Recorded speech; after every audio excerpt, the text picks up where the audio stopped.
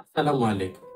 আজকের ভিডিওতে আমরা আলোচনা করব কিভাবে আপনি অসফলতা থেকে শিখে আরো শক্তিশালী হতে পারেন। আমরা এটা সকলেই জানি যে অসফলতা হচ্ছে সাফল্যের চাবিকাঠি।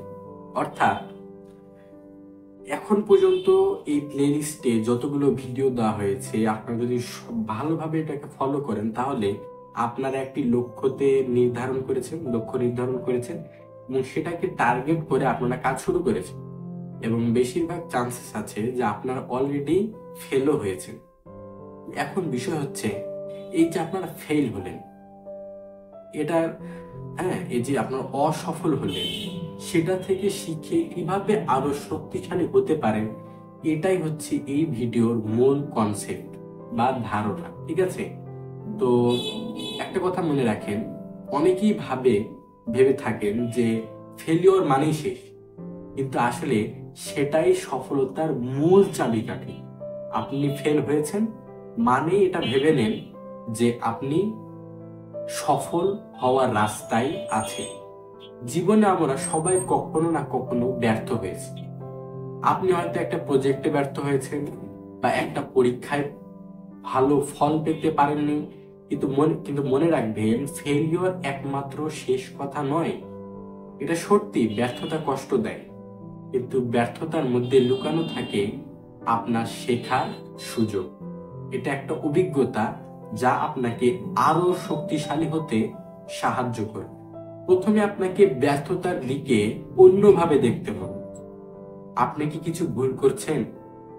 আপনি কি কি কি জিনিস আপনি অন্যভাবে করতে পারতেন? আপনার ভুলগুলো চিনে নিয়ে এগুলো থেকে শিখুন। ব্যর্থতা কখনোই একটি শেষ কথা নয়, এটি নতুন কিছু শেখার এবং উন্নতির পথ।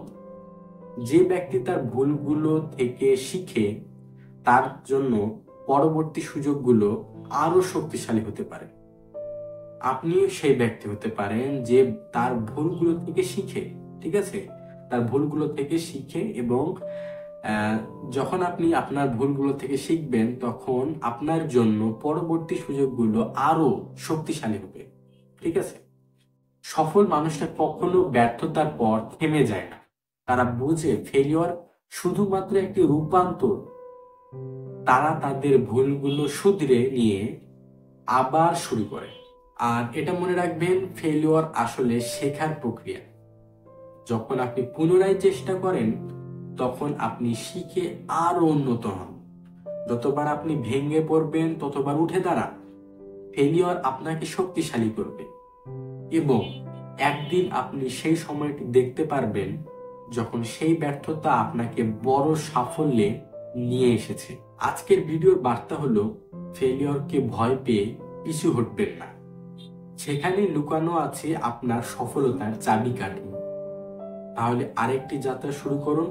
ফেলিওর থেকে শিখুন, নিজের শক্তি বাড়ান এবং আরো বড় সাফল্যের দিকে এগিয়ে যান।